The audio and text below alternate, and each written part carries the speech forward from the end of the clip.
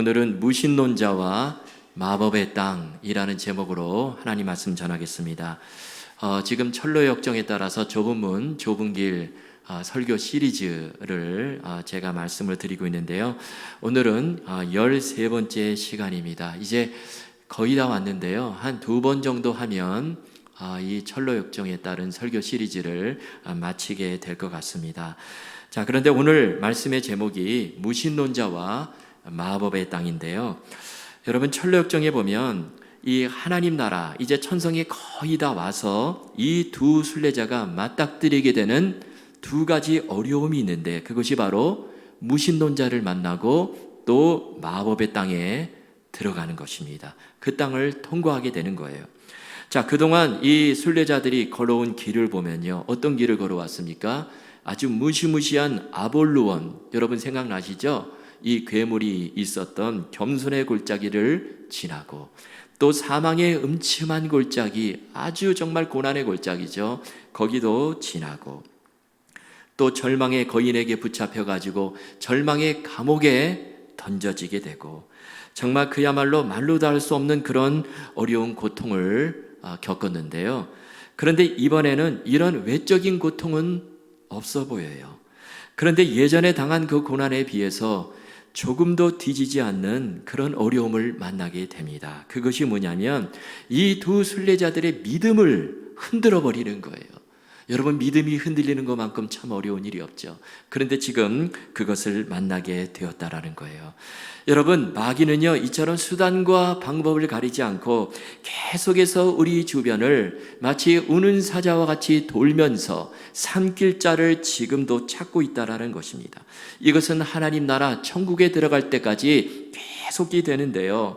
어떨 때는 고난을 통해서 우리로 하여금 낙심과 절망에 빠뜨리고, 또 어떤 때는 너무나 이 세상적인 평안, 세상의 유혹에 빠지게 함으로 하나님과 멀어지게 하고, 수단과 방법을 가리지 않고요, 마귀는 삼킬 자를 찾는다라는 것입니다.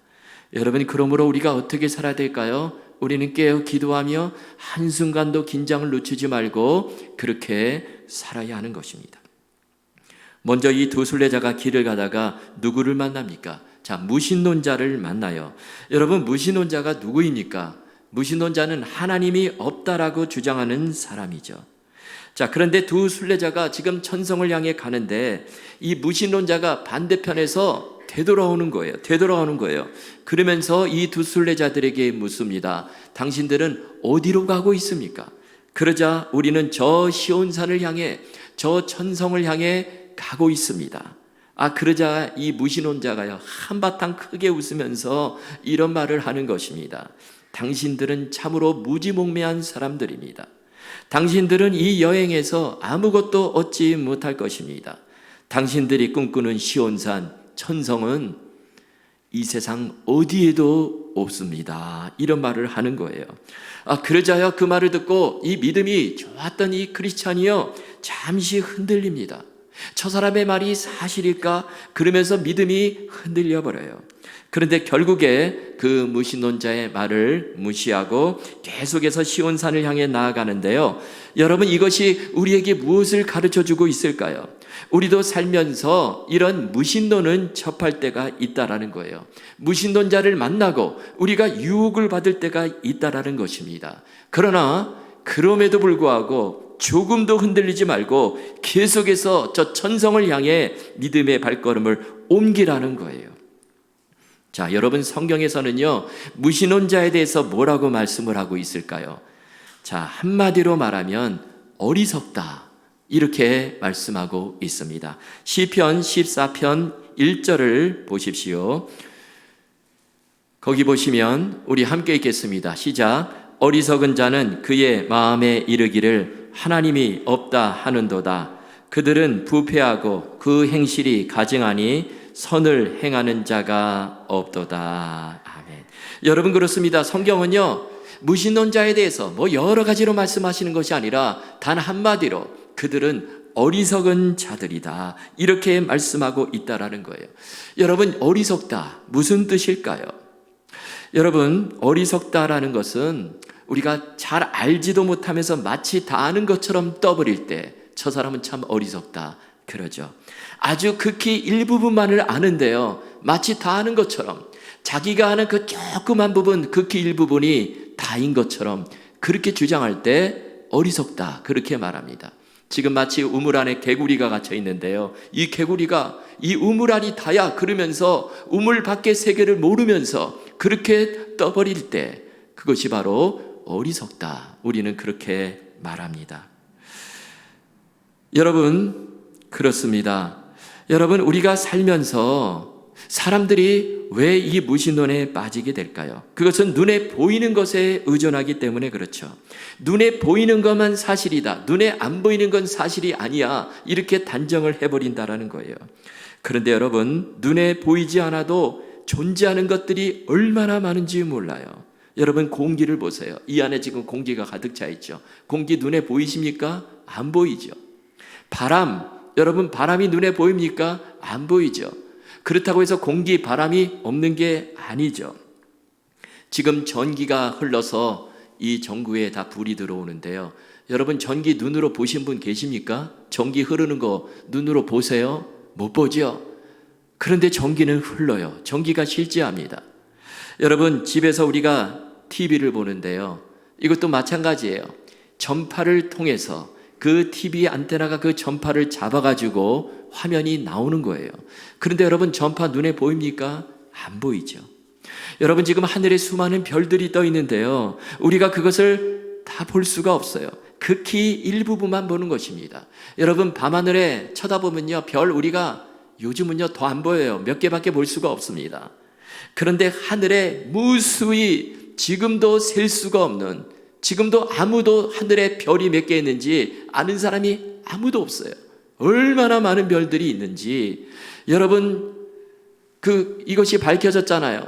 그 밤하늘에 아주 반짝거리는 빛나는 별, 예전에는 사람들이 저게 별 하나다 그렇게 생각을 했는데, 좀 가까이 있나 보다 그렇게 생각했는데, 그게 아니에요. 그 반짝이는 별 하나에 수천억 개의 별이 들어있는 은하계다, 그것이 밝혀졌습니다. 여러분, 그래서요, 우리가 이 시각, 우리의 시각이 얼마나 한계가 있는가, 그것을 우리가 알아야 되는 것이죠. 그런데 무신론자는요, 그 시각에 의지해서 하나님이 눈에 안 보이니까 하나님이 없어, 이렇게 단정해 버린다는 것입니다. 여러분, 우리가 사는 세상, 우리가 속해 있는 이 우주, 우리가 모르는 것들이 얼마나 많은지 몰라요. 뿐만 아니라 우리는 앞날도 알 수가 없습니다. 내일 무슨 일이 벌어질지 알 수가 없어요. 오늘 계획을 세웁니다. 아주 멋진 계획을 세워요. 거창한 계획을 세웁니다. 그런데 내일 하나님께서 목숨을 거두어 가시면 그 모든 계획이 다 수포로 돌아가는 거예요. 우리가 이거를 알아야 되는 것입니다. 그런데 무신론자들은 그것을 몰라요. 오늘, 내일, 미래는 나의 것이다, 그렇게 생각하며 그냥 자창한 계획을 세우고 그렇게 살아간다는 것입니다. 여러분, 성경은 이런 사람들을 향해서 어리석다, 이렇게 말씀하는 것이죠.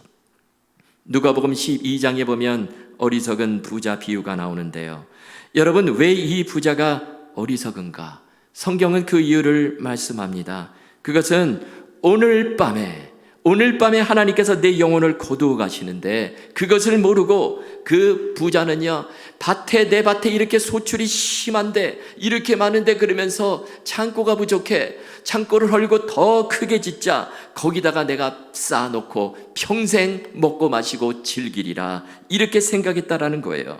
그래서 여러분, 누가복음 12장 19절에 보면 부자가 이렇게 말하죠. 또 내가 내 영혼에게 이르되, 영혼아, 여러 해 쓸 물건이 많이 쌓아두었으니 평안히 쉬고 먹고 마시고 즐거워하자.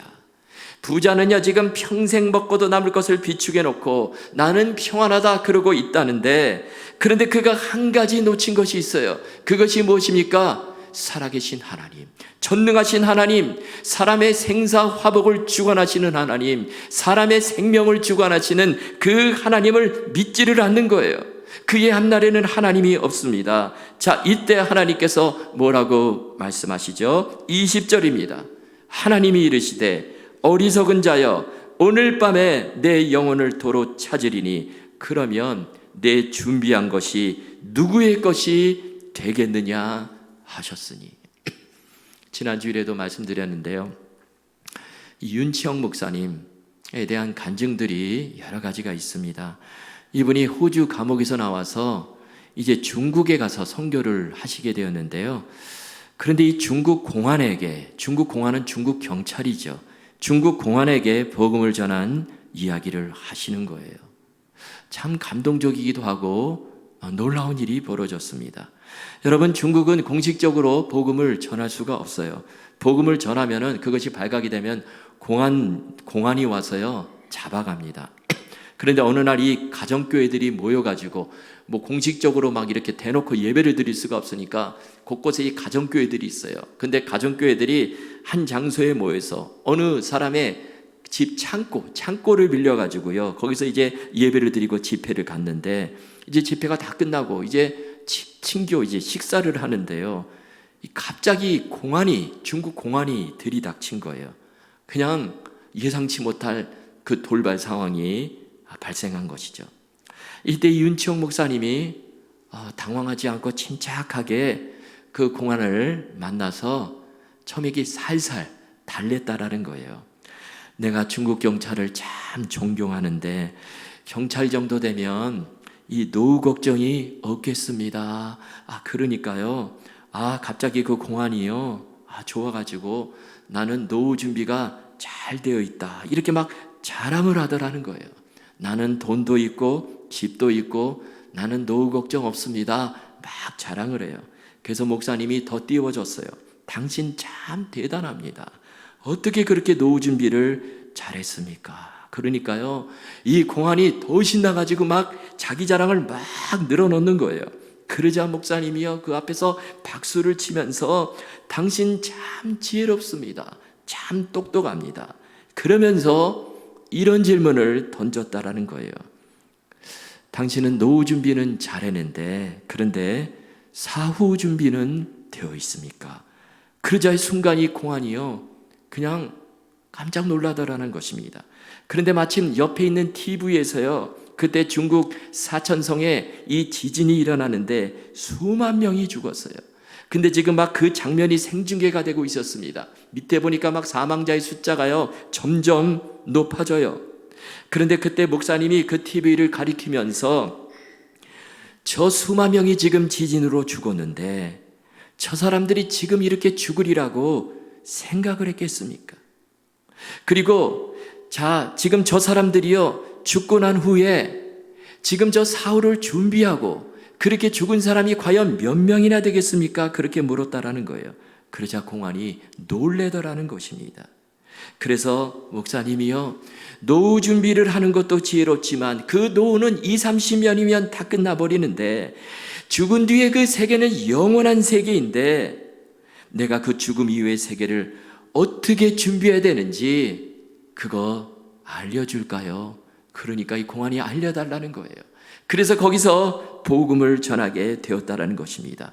그러자 성령께서 역사하셔서 그 중국 공안이요 그 자리에서 복음을 받아들이고 예수님을 믿게 되었다라는 거예요. 중국 공안이 사람들을 잡으러 왔는데, 예배드리는 사람들을 잡으러 왔는데 예수를 믿는 일이 벌어지게 되었다라는 것입니다. 여러분, 세상 사람들은요 노후를 참 철저하게 준비를 하죠. 내 노후가 편안하기 위해서 재물도 모으고 계획도 세우고 건강관리도 잘하고 이렇게 노후를 준비를 합니다. 누가복음에 나오는 부자처럼 노후 준비를 아주 철저하게 해요. 그런데 만약에 여러분 이 사후 준비가 안 되어 있다면 어떻게 되겠느냐 하는 거예요. 그 사람이 바로 진정 어리석은 사람이라는 것입니다. 여러분, 무신론자들이 왜 어리석을까요? 그들은 죽음 이후의 세계가 있다는 사실을 몰라요. 그들의 눈에는 하나님도 없고 천사도 없고 천국과 지옥도 없다고 생각을 합니다. 그래서 죽음 이후의 세계, 사후 세계에 대해서는 준비가 전혀 안 돼 있어요. 그래서 성경은 이것을 알고 시편 14편 1절에서 어리석은 자는 그 마음에 이르기를 하나님이 없다 하는도다, 저들은 정말 어리석은 자들이다, 그렇게 말씀하고 있다라는 것입니다. 그런데 여러분, 또 한 가지 중요한 것은 우리는 무신론자들이 교회 밖에만 있다고 생각을 하죠. 그런데 교회 안에도 무신론자들이 있을 수 있다라는 거예요. 오늘날 교회 안에도 실제로 무신론자들이 있습니다. 교회는 다니는데 예수님을 믿지를 않아요. 또 뿐만 아니라 내가 예수를 믿는다고 하는데 순간적으로 무신론의 유혹을 받을 때가 있어요. 어느 때 그 유혹을 받습니까? 내가 정말 힘들 때, 내가 정말 낙심과 절망 가운데 빠질 때, 기도해도 응답이 제대로 안 와요. 정말 너무나 힘든 일을 만날 때, 그때는 순간적으로 하나님이 존재하실까? 그런 무신론의 유혹이 다가올 때가 있다라는 것입니다. 여러분, 마치 철로 역정에 나오는 이 두 순례자가 지금 천성의 막바지에 와서 그 믿음 좋은 지금 이 크리스찬이 무신론자와 대화를 나누면서 그의 믿음이 흔들린 것처럼 그렇게 흔들려 버리는 순간이 있을 수 있다라는 거예요. 여러분, 그때 우리는 어떻게 해야 될까요? 그때는 내 생각에 사로잡히는 것이 아니라 무조건 하나님 말씀을 붙들어야 합니다. 오늘 이 특별히 시편 14편 1절 말씀을 붙드세요. 어리석은 자는 그 마음에 이르기를 하나님이 없다 하는도다. 여러분, 믿음은요, 내 생각을 믿는 것이 아니라 하나님 말씀을 믿는 거예요. 눈에 보이는 그 현실을 믿는 것이 아니라 보이지 않는 세계 영원한 하나님을 믿는 것입니다.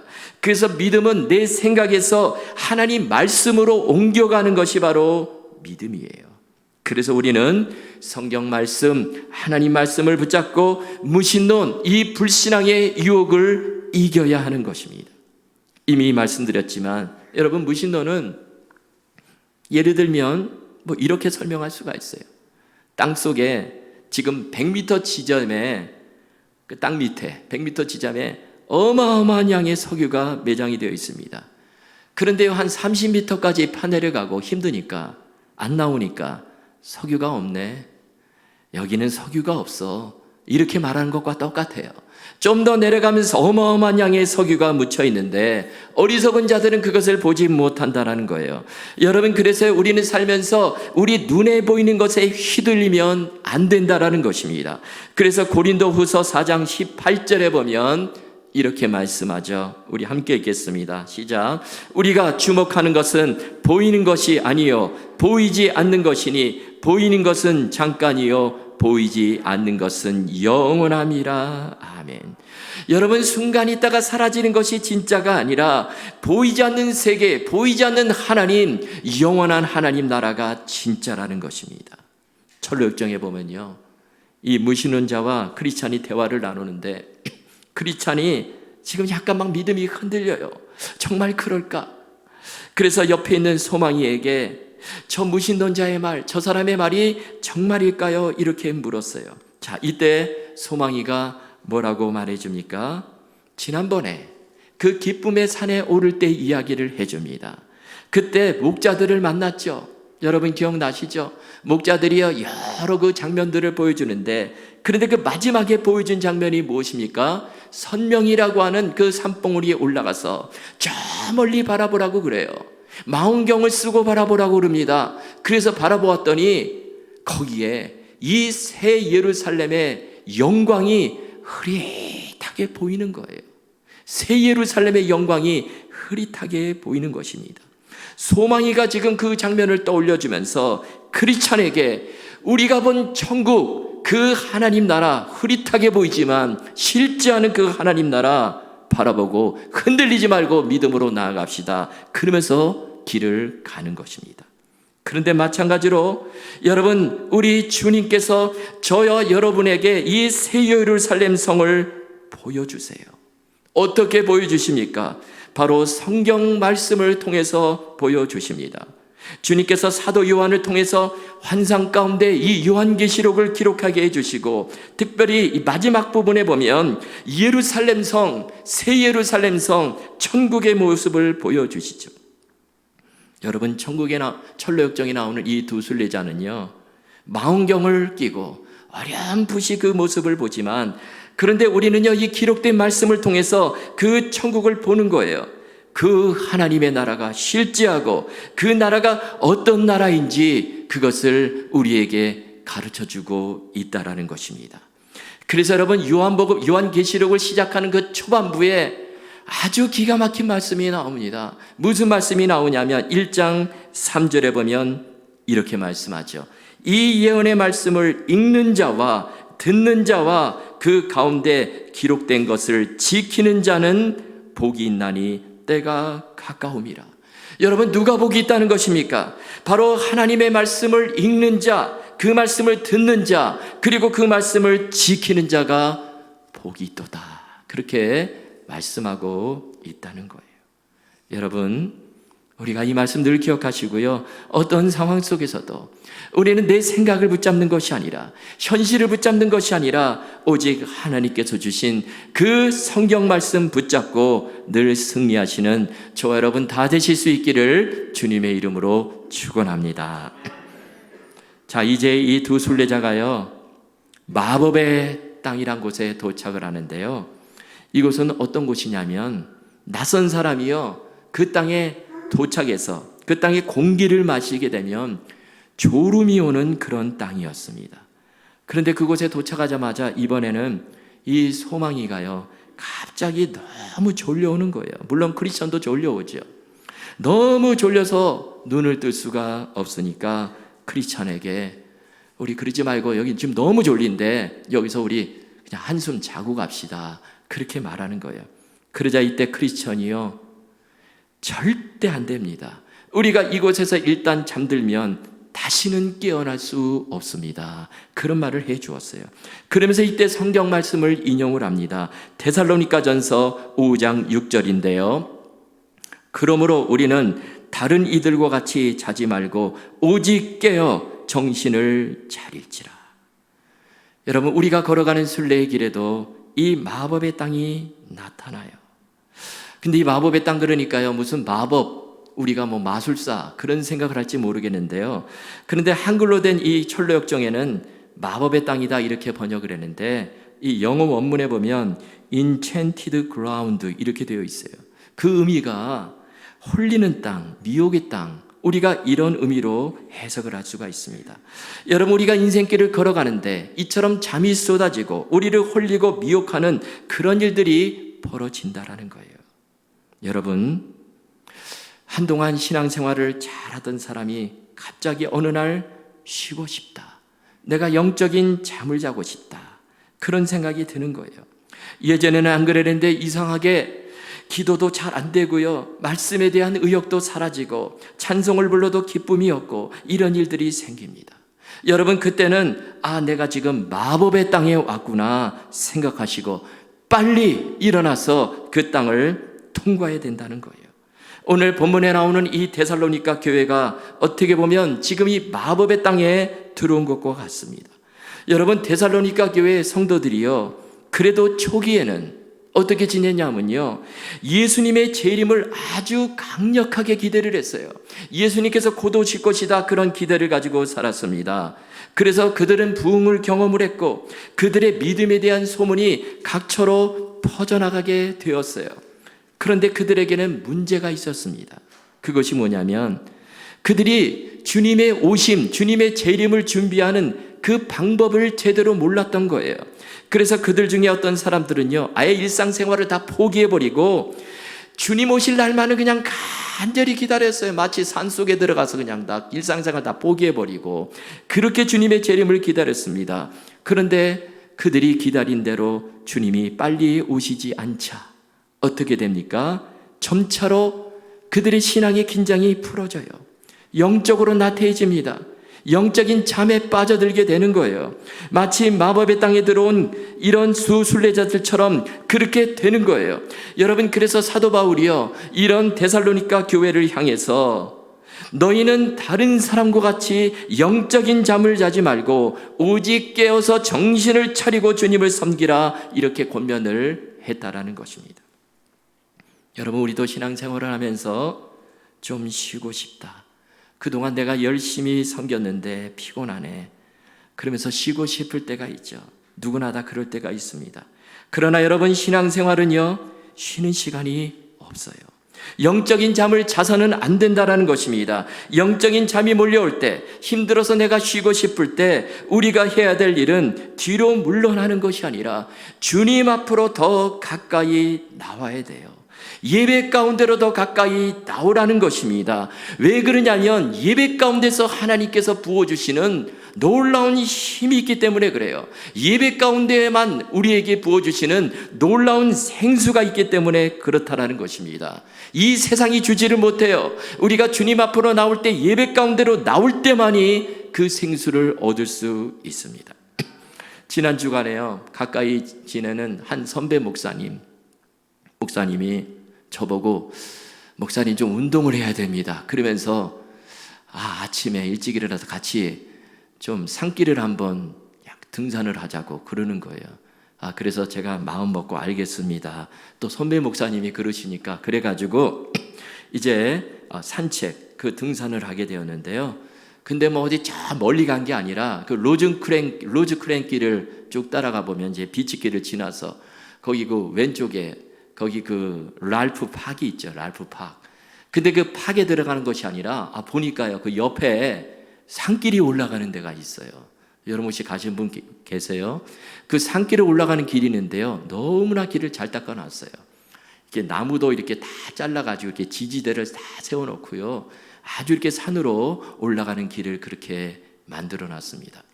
근데 올라가면서 보니까 저 산 정상에, 그냥 높은 산이 아니에요, 그냥 동산입니다. 동산에 그 정상에 보니까요, 웬 커다란 물탱크가 둥그렇게 있습니다. 하얀색으로. 그러더니 목사님이 저 물탱크까지 갔다 오는 거예요. 그러는 거예요. 그게 거리가 한 3마일 정도 되는데 왕복. 그래가지고 알겠습니다.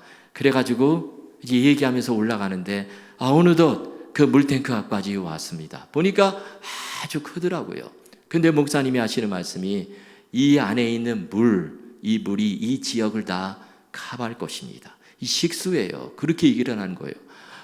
그래가지고 제가 속으로 저 물탱크 안에 얼마나 많은 물들이 저장이 되어 있을까. 참 대단하다. 이 물을 먹고 이 주변 지역 동네 사람들이 다 생존하는구나. 그런 생각을 했습니다. 그런데 설교를 준비하면서 그 물탱크 생각이 나는 거예요. 여러분, 우리가 지금 예배를 드리고 나오잖아요. 예배를 드리러. 근데 그냥 예배가 아니라는 것입니다. 여기에 엄청난 영혼의 생수가 준비되어 있어요. 어마어마하게 큰 영혼의 생수가 준비되어 있는 이 물탱크가 바로 예배라는 것입니다. 여러분, 요한복음 4장에 보면 예수님께서 사마리아 이 수가성에 들어가셨을 때 우물가에 앉으셨죠. 그때 한 사마리아 여자가 이 물을 기르러 왔는데요, 그 여자와 예수님이 대화를 나누시는데 그때 예수님께서 이 사마리아 여자에게 무슨 말씀을 하십니까? 요한복음 4장 13절 14절입니다. 함께 읽겠습니다. 시작. 예수께서 대답하여 이르시되 이 물을 마시는 자마다 다시 목마르려니와 내가 주는 물을 마시는 자는 영원히 목마르지 아니하리니 내가 주는 물은 그 속에서 영원하도록 솟아나는 샘물이 되리라. 아멘. 이 여인은요, 이 우물물, 그가 하루 먹고 그냥 그 우물물 먹으면 또 목마르는 그 물을 기르러 왔지만 그 여인에게 예수님께서 지금 주시는 말씀은 내가 주는 물은 영생하도록 솟아나는 샘물, 생수가 된다. 그 말씀을 하시는 거예요. 여러분, 우리가 그 생수를 어디서 공급받을 수 있습니까? 바로 이 예배 시간을 통해서 우리가 그 생수를 마시는 거예요. 여러분, 예배를 드리는 시간은 생수를 마시는 시간입니다. 우리 주님께서 이 자리에 함께 계세요. 주님께서 두세 사람이 모인 곳에 내가 그들 중에 있느니라 말씀하시는데, 그런데 이 예배를 드리는 이 순간에 우리 예수님께서 이 자리에 함께 계십니다. 그래서 우리가 마음과 뜻과 정성을 다해 하나님을 예배하면 우리 주님께서 우리에게 엄청난 생수를 공급해 주세요. 우리가 그 생수를 마시고 그리고 이 세상에서 승리할 수 있는 놀라운 힘을 공급받게 된다라는 것입니다. 여러분, 우리가요, 신앙생활을 잠시 피곤하다고 멀리하고 쉰다고 해서 회복이 되지를 않아요. 피곤한데 쉬게 되면 더 피곤해집니다. 그러다가 영영 못 일어날 수 있어요. 여러분, 이때 우리가 무엇을 찾아야 되겠습니까? 우리는 이 예배 가운데 나와서 생수를 얻어야 되는 거예요. 여러분, 이 세상은 생수를 공급하는 곳이 아닙니다. 여러분, 우리가 생수를 얻을 수 있는 유일한 방법은 주님 앞으로 예배 가운데로 나오는 거예요. 요한복음 7장 37절 38절에 보면 예수님께서 또 한 번 이렇게 말씀하십니다. 명절 끝날 곧 큰 날에 예수께서 서서 외쳐 이르시되 누구든지 목마르거든 내게로 와서 마시라. 나를 믿는 자는 성경에 이른 것 같이 그 배에서 생수의 강이 흘러나오리라 하시니, 여러분, 여기에 놀라운 비밀이 들어있어요. 생수를 마시기 위해서 예수님께서 뭐라고 말씀하십니까? 누구든지 목마르거든 내게로 와서 마시래요. 여기 와서라는 단어를 사용했습니다. 그냥 자리에 앉아있지 말고 오라는 거예요. 주님 앞으로 오라는 것입니다. 예배 가운데로 나오라는 거예요. 그러면 영원토록 목마르지 않는 생수를 얻을 수 있다라는 것입니다. 여러분, 우리가 살면서 마법의 땅을 지날 때가 있습니다. 이게 필수 코스예요. 정말 졸음이 쏟아지는 그런 땅을 지날 때가 있습니다. 그때 우리가 누워서 자는 것이 아니라 더욱더 주님 앞으로 나오고 예배 가운데로 나와서 주님이 주시는 생수를 마십시오. 그리고 은혜를 받고 세움을 얻고 그 힘으로 계속해서 믿음의 순례길을 끝까지 걸어가시는 저와 여러분 다 되실 수 있기를 주님의 이름으로 축원합니다.